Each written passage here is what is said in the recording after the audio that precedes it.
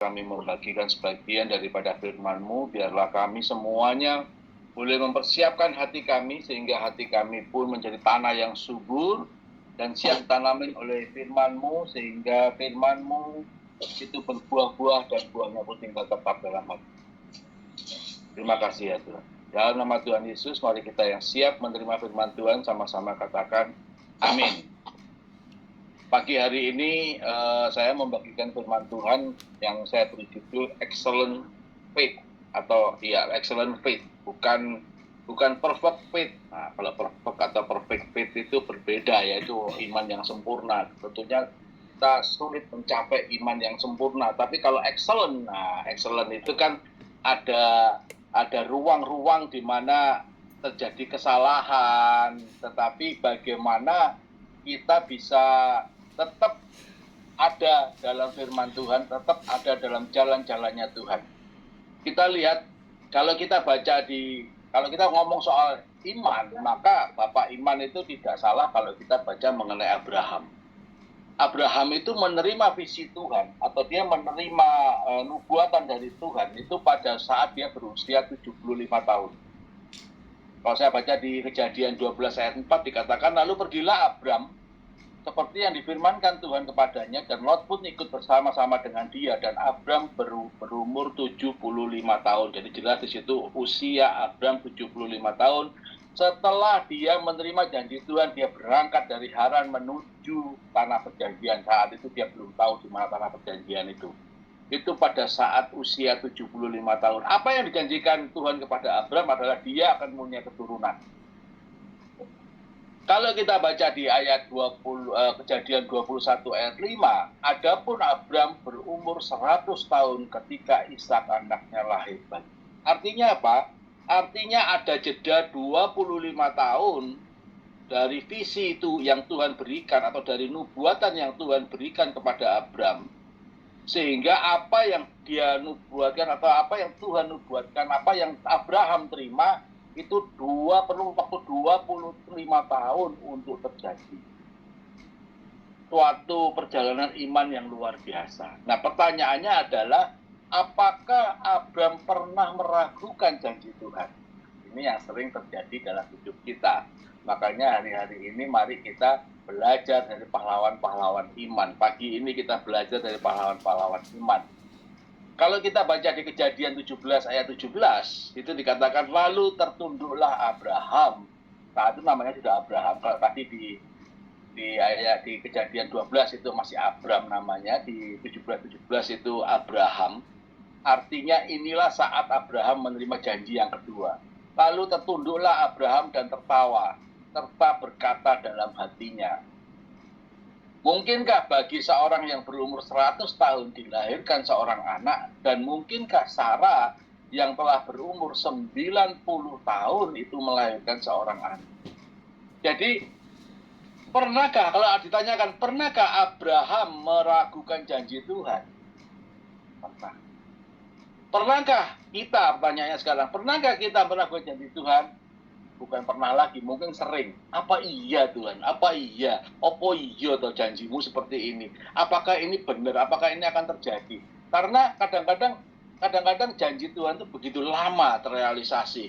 Sehingga kita bilang, sudahlah, nggak usah yang itu, yang sedikit-sedikit, yang ini aja. Kamu akan diberkati luar biasa, udah nggak usah luar biasa Tuhan, yang biasa-biasa saja, tapi more than enough. Cukuplah, saya diberkati cukup aja lah, nggak usah lebih. Cukup untuk makan sehari 3 kali, cukup untuk pergi ke makan pagi di Singapura, makan siang di Thailand. Nah, cukup itu kan satu hal yang relatif ya. Jadi, pernahkah Abraham meragukan janji Tuhan? Pernah. Bahkan dia bukan cuma meragukan, bahkan dia pernah salah jalan. Nah, nanti kita bahas itu juga.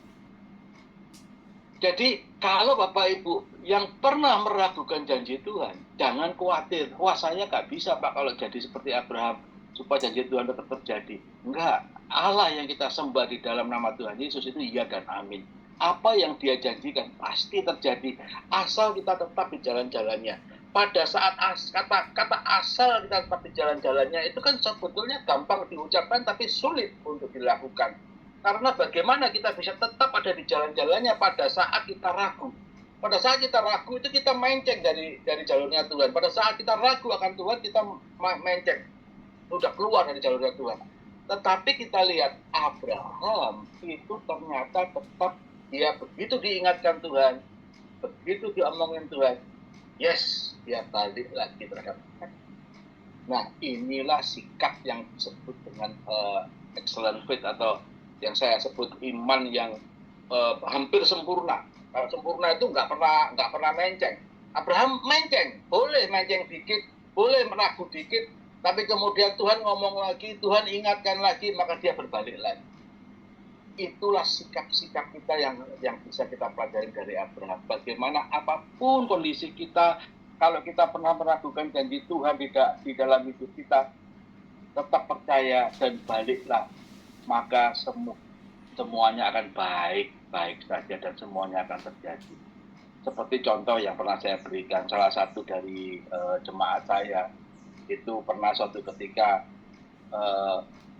minta doa kepada kami doakan, kemudian dia cerita permasalahannya, dia cerita problemnya, kemudian pada saat kami doakan, sebentar lagi itu akan nyampe, sebentar lagi itu akan terjadi, apa yang Tuhan janjikan itu akan terjadi. 2 hari kemudian balik ke rumah saya, kebetulan dia dekat dengan rumah saya, jadi dia bisa warawiri ke sana kemari dengan gampang. Balik ke rumah saya, dia bilang, Pak gimana ini Bu, gimana ini? Dia ngomong sama istri saya, perempuan yang datang ini soalnya. Ntar malam nih listrik mati nih, berkahnya belum turun. Sometimes bagi kita yang mendoakan, itu juga, wah ini. Akhirnya kita doakan lagi, kita cuma ngomong berserah saja. Tuhan ngomong berserah saja. Terus dia pulang, dia cuma ngomong sama, dia berdoa dalam hatinya, ya udahlah, kalau listrik mati, ya udahlah, gelap-gelapan, sampai berkatnya turun, sampai tagihan yang saya tagih ini bisa dibayar oleh yang bersangkutan, sehingga semuanya berakhir. Puji Tuhan, sorenya itu pupunya kasih berkat dia dan dia bisa beli pulsa lagi. Luar biasa, Tuhan kita itu luar biasa. Pertolongannya ya dan amin. Tapi jangan sampai kita minta tolong pada manusia. Jangan. Kalau minta didoakan itu boleh. Kalau minta tolong kepada manusia jangan. Nah, teman saya yang satu ini, dia nggak minta tolong kepada kami, dia hanya minta tolong untuk didoakan. Dan kami doakan, kemudian dia pulang. Dan kemudian dia pasrah, pada saat dia pasrah, berkat Tuhan juga turun. Jadi, belok-belok dikit, serong-serong dikit, tetapi pada saat ada dengar suara Tuhan lagi, harus lurus lagi. Itulah yang namanya excellent faith. Sekarang pertanyaannya yang kedua adalah, pernah nggak Abraham salah jalan? Kalau kita baca di Kejadian 15 ayat 1, kemudian datanglah firman Tuhan kepada Abraham dalam suatu penglihatan, jangan takut Abraham, akulah perisaimu, upahmu akan sangat besar. Saya lompat ke Kejadian 16 ayat 2, berkatalah Sarai kepada Abraham, engkau tahu Tuhan tidak memberi aku melahirkan anak, karena itu baiklah hampiri hambaku itu, kemungkin oleh dialah aku dapat memperoleh seorang anak. Dan Abraham mendengarkan perkataan. Kejadian di pasal 15 dan pasal 16 sebetulnya itu adalah ada satu jeda juga. Di Kejadian 15 itu dikatakan, tadi saya baca, kemudian datanglah firman Tuhan kepada Abraham dalam suatu penglihatan. Suatu penglihatan itu tidak jelaskan di Alkitab. Penglihatan itu yang bagaimana? Apakah Abraham lagi duduk diam kemudian dia melihat visi Tuhan? Ataukah Abraham lagi tertidur kemudian dia mendapatkan mimpi dari Tuhan? Karena yang namanya penglihatan itu kan bisa mimpi dari Tuhan ya. Mungkin dia lagi duduk diam atau dia lagi tertidur, dia mendapatkan mimpi dari Tuhan. Kalau kita baca di Kejadian 15, maka itu hal yang terjadi itu lucu sebetulnya. Dia tidur nih, kemudian dapat visi dari Tuhan. Kemudian dia menjadi yakin dan percaya lagi. Dia bangkit, dia memberikan persembahan kepada Tuhan, dia memberikan korban-korban bakaran. Terus kemudian dia ngomong sama istrinya, Sarai, eh, engkau akan punya anak, kita akan punya anak. Karena mungkin melihat dari seharian, pagi tadi Abraham tertidur, bangun-bangun memberikan persembahan korban bakaran, kemudian habis itu sore-sore selesai korban bakaran, sorenya datang atau siangnya datang ke Sarai ngomong begitu. Ini orang mimpi kan? Ini orang lagi ngelindur kali ya, bahasa Jawanya ya, itu nggak tahu bahasa daerah sini apa ngelindur itu terjadi. Kemudian dia ngomong apa? Engkau tahu Tuhan, engkau tahu Tuhan tidak memberi aku melahirkan anak. Karena itu baiklah hampiri hamba. Mungkin itulah dia yang dapat dari dialah aku dapat memperoleh seorang anak. Dan Abram mendengarkan perkataan. Ini sebuah perkataan yang sangat berbahaya Bapak Ibu bagi suami istri. Istrinya melihat itu tapi tidak percaya dan dia mengatakan, kamu coba tidur sama istriku, sama pembantuku aja, mungkin dia. Abraham itu laki-laki normal walaupun dia berusia 90 tahun saat itu. Dia adalah laki-laki normal. Laki-laki aja tanpa disuruh. Banyak yang serong kanan, serong kiri. Apalagi ini pintu dibuka. Itu kalau pintu dibuka, ini saya laki-laki yang ngomong ke banyak. Saya perhatiin, saya hitung tadi jumlah laki dan perempuannya banyak perempuannya. Makanya ini ya. Oke. Pesan ini khusus, bukan khusus ya, hati-hati. Karena apa? Kejadian di salah satu teman saya juga. Dia yang perempuan konseling sama kami, ngobrol, kami banyak doa, banyak ngobrol segala macam. Akhirnya ketahuan, ternyata sumber permasalahan adalah suatu ketika si perempuan sedang capek, kemudian suaminya minta, dan yang terjadi seperti itu. Udah kamu cari yang lain deh, jangan sini capek, aku lagi capek ini. Hati-hati Bapak Ibu, perkataan yang demikian itu bisa ditangkap iblis, kemudian dipakai sebagai senjata untuk menyerang balik. Beberapa tahun kemudian terjadilah peristiwa yang tadi saya ceritakan itu. Suaminya kemudian ada affair dengan perempuan lain. Dan yang terjadi adalah pada saat dia mereka adu argumentasi seperti biasa lah ya, suami istri sebetulnya kalau adu argumentasi itu seperti biasa saja lah. Tapi itu ribut artinya apa? Karena si suami nggak merasa bersalah. Karena aku nggak salah. Nah, repot. Makanya hati-hati dengan perkataan kita. Ibu-ibu hati-hati dengan perkataannya. Bapak-bapak hati-hati dengan perbuatannya. Nah, itu dia. Jadi, apakah Abraham pernah salah jalan? Kalau saya boleh bilang, Abraham yes pernah salah jalan. Tetapi janji Tuhan tetap iya dan amin pada saat dia berbalik dari jalan-jalan. Intinya adalah pada saat diingatkan, dia tetap berbalik.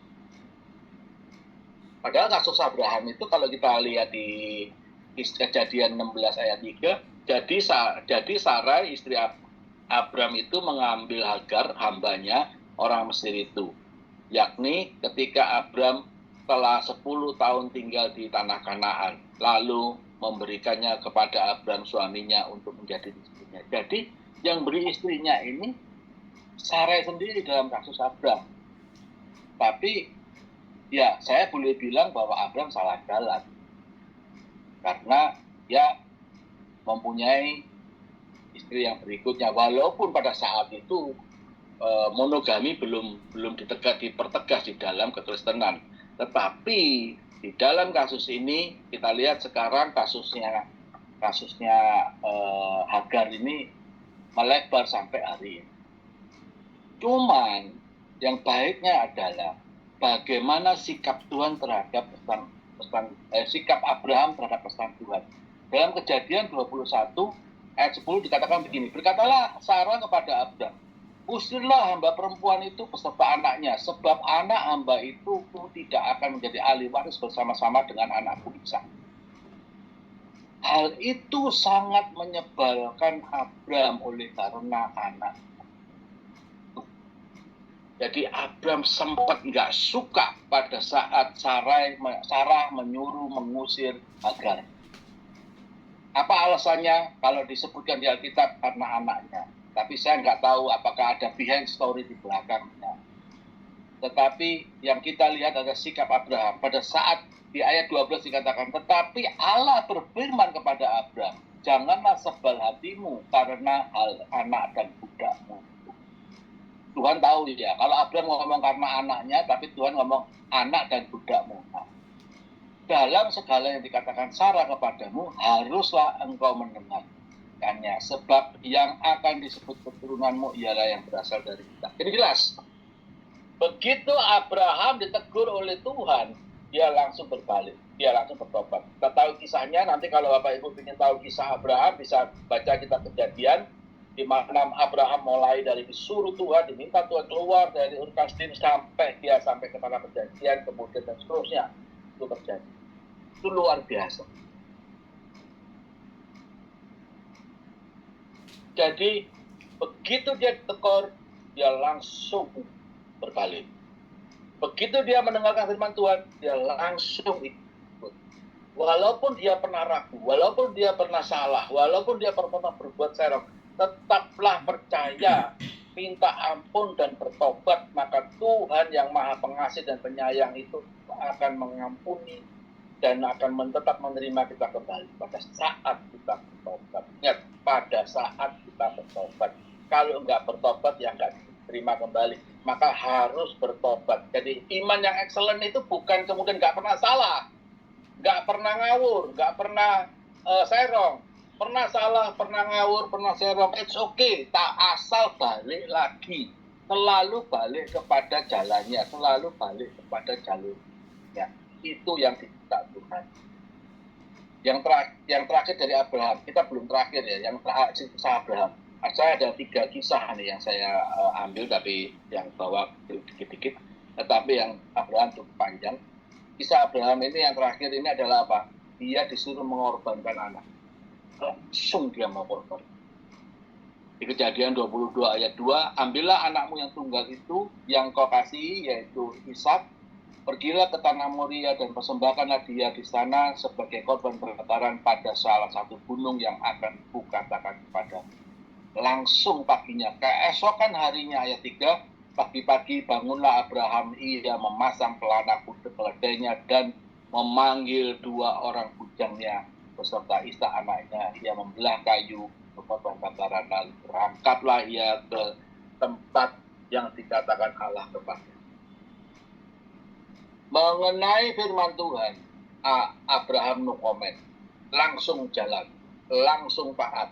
Inilah yang langsung taat. Pernah serong, oke, bertobat. Pernah salah, oke, bertobat. Pernah nggak dengar, pernah salah bagaimanapun juga, bahkan Tuhan ngomong, merah biji kirmisi dosamu itu akan bisa diputihkan kembali. Dia akan membuang dosa kita dari jauh timur dari barat. Jadi tetaplah jalan di dalam jalan Tuhan. Itu adalah iman yang hebat. Berikutnya, kita selesai dengan Abraham. Berikutnya saya ambil dari Bartimeus. Bagaimana sikap Bartimeus? Bartimeus itu adalah orang buta, pengemis buta. Suatu ketika Yesus berjalan mungkin di depannya Bartimeus. Mungkin. Kalau saya boleh bilang itu di depannya Bartimeus. Di mana Yesus jalan? Kalau ada Bartimeus, ada orang buta di situ, ada 2 kemungkinan.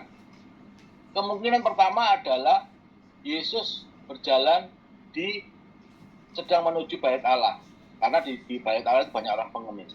Atau yang kedua, Yesus sedang melewatin pasar. Karena pasar biasanya tempat orang pengemis juga.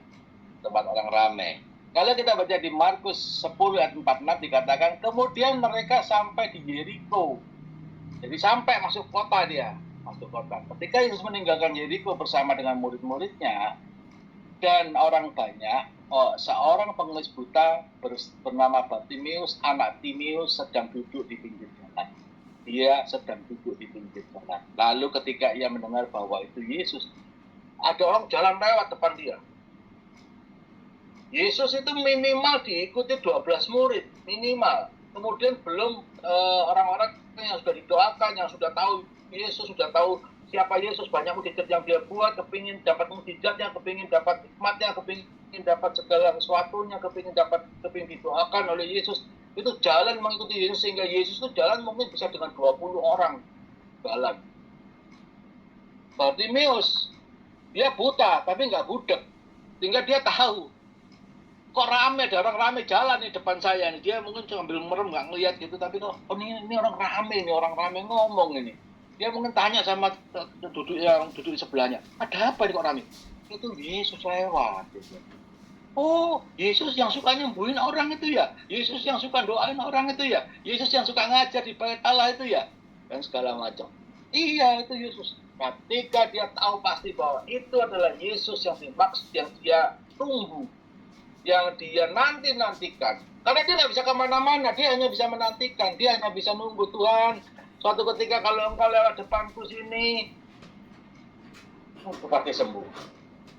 Ini iman yang excellent. Dia tunggu Yesus sampai kapanpun, dia tunggu di tepi jalan. Dan bukan hanya nunggu, dia percaya bahwa one day Yesus pasti lewat jalan. Karena apa? Buktinya di ayat 47 dikatakan ketika ia mendengar bahwa ada Yesus dari Nazaret, ia pun mulai berseru dan berkata, Yesus anak Daud, kasihanilah. Teriak dia langsung.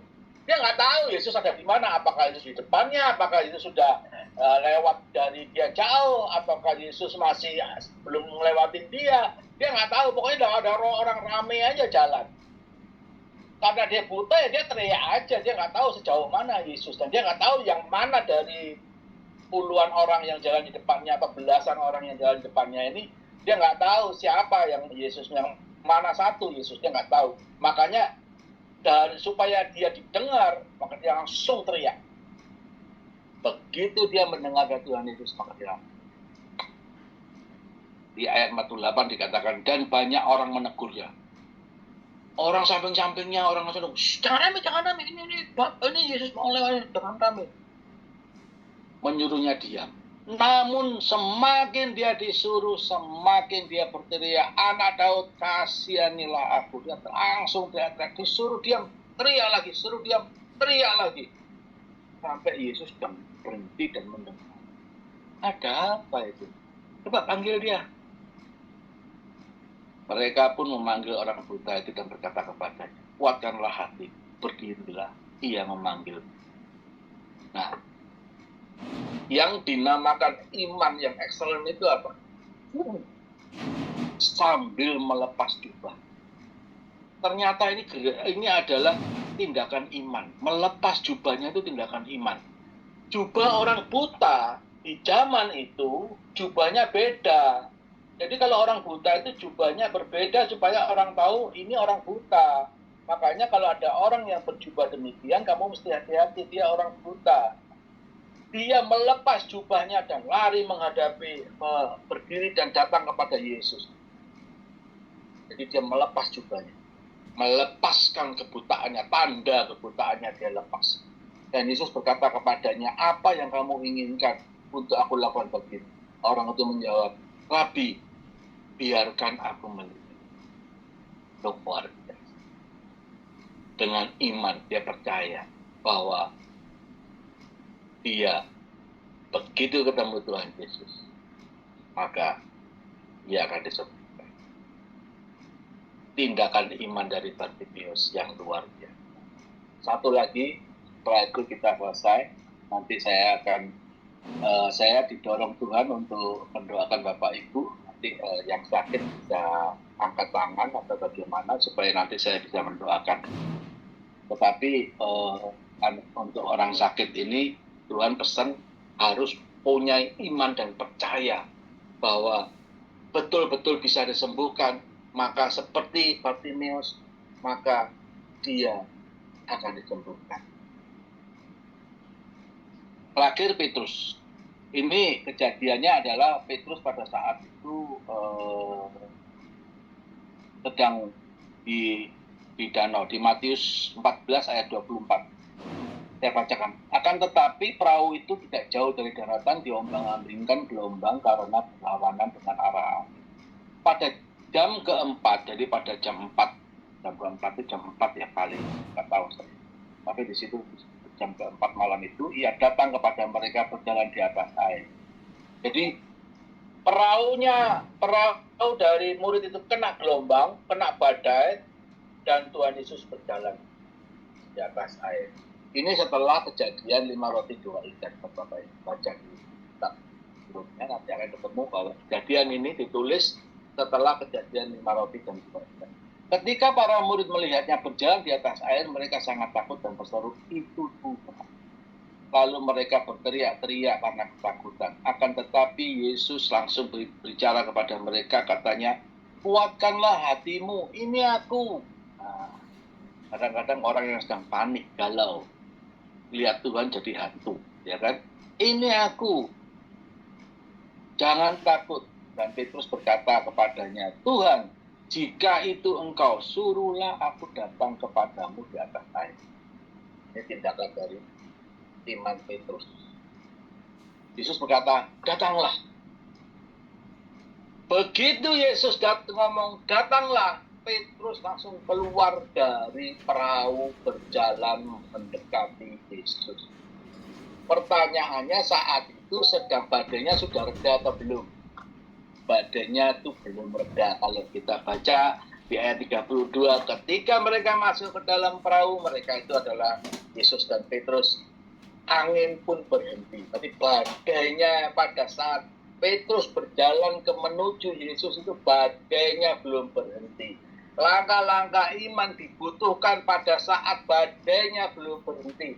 Apapun badai hidup yang sedang Bapak Ibu alami pagi hari ini atau saat-saat ini, tetap ambil langkah iman dan percaya kepada Tuhan.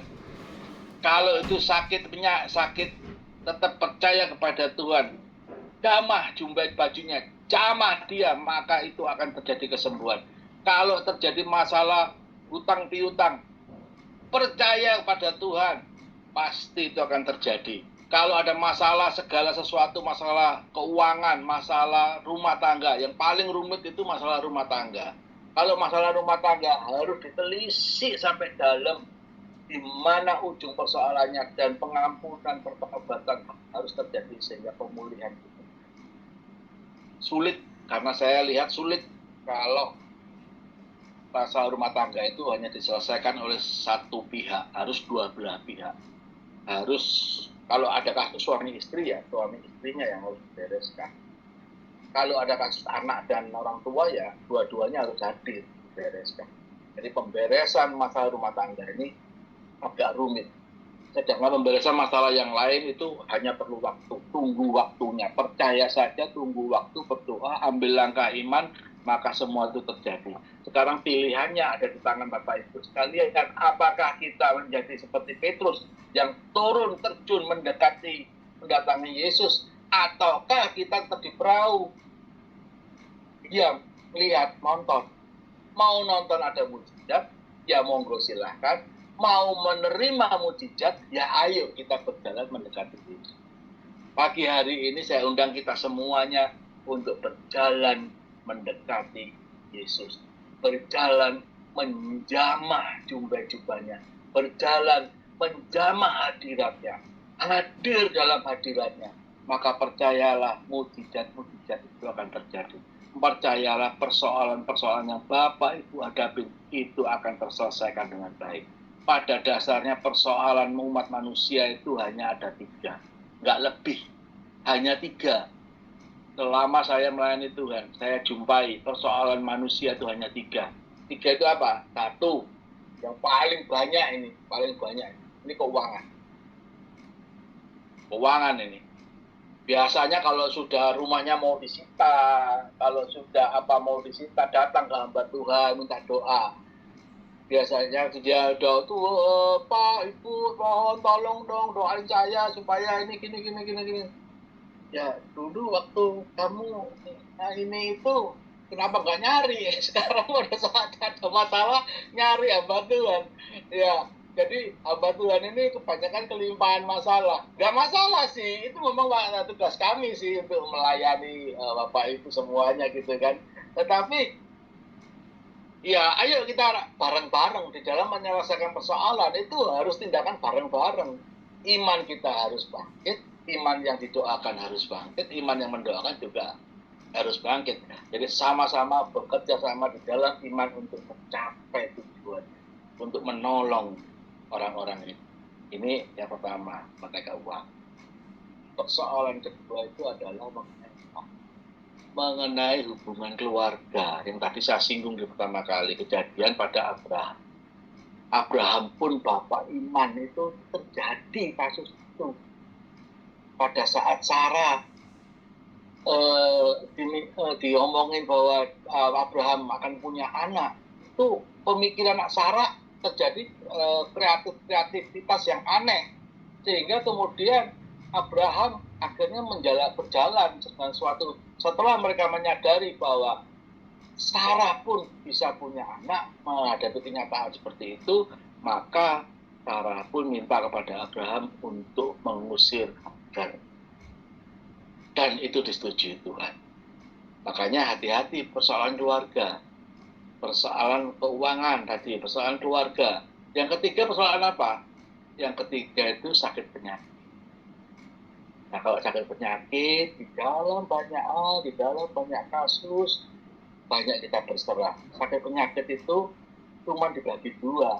Sakit penyakit yang kelemahan itu, atau sakit penyakit psikosomatis. Psikosomatis itu sakit karena kejiwaan. Oke, yang ketiga ada tiga. Yang ketiga adalah gangguan iblis. Kalau penyakit dari gangguan iblis, gangguan setan itu sebetulnya relatif lebih mudah diselesaikan. Saya sudah menyelesaikan beberapa hal mendoakan orang yang sakit gangguan karena ketempelan istilahnya ya, tapi ketempelannya dari roh nenek moyang yang turun temurun. Dia dipaksa untuk melakukan tindakan-tindakan seperti okultisme, tapi dia karena dia belajar Tuhan, dia memahami Tuhan, dia akhirnya dia tahu ini nggak benar, ini saya harus lepas dari ini, tapi dia nggak mampu melepaskan hingga akhirnya karena ini lepaskan 2 kali, yang sampai 2 kali dia dari orang yang normal berjalan sampai nggak bisa jalan keadaannya, jalan hanya 10 meter sudah nggak kuat lagi, artinya dia kemana-mana harus didorong kursi roda. Setelah kami doakan, sekarang dia bisa jalan-jalan sampai Amerika, ngomong cucu di sana, di Texas, dia ngomong cucu, dia bisa jalan lah, dia bisa lari-lari, videonya dikasih ke saya, dia lari-lari. Pak, terima kasih Pak, ini saya sudah bisa lari-lari. Oh, terima kasihnya bukan kepada saya, terima kasih kepada Tuhan. Saya cuma doakan aja, saya cuma tumpang tangan dan Tuhan mengerjakan sisanya. The rest is God dan kemudian semuanya selesai dan dia diberkati luar biasa. Problem Bapak Ibu tidak terlalu berat, percayalah, maka semuanya diselesaikan. Dan pagi hari ini nanti setelah doa berkat, saya akan doakan yang sakit supaya Tuhan tolong kita semua. Terima kasih. Demikian firman Tuhan pada pagi hari ini mengenai iman yang excellent, bukan sempurna tapi excellent, sehingga apa yang Tuhan berikan, visi yang Tuhan berikan dalam hidup kita bisa terjadi. Terima kasih. Kami mengucap syukur Tuhan atas firman-Mu pada pagi hari ini. Kami sudah mendengarkan dan kami paham supaya kami tidak menyerah, kami pantang menyerah. Kalau kami pernah serong, kami pernah salah jalan, kami pernah melakukan kesalahan, tapi pada saat kami bertobat, maka Engkau dari surga mengampuni kami, dan berkat-berkat-Mu pun pasti juga akan tetap terjadi dalam hidup kami. Terima kasih Tuhan, kami serahkan semua dalam kuasa. Dalam nama Tuhan Yesus, mari kita diberkati, sama-sama katakan amin.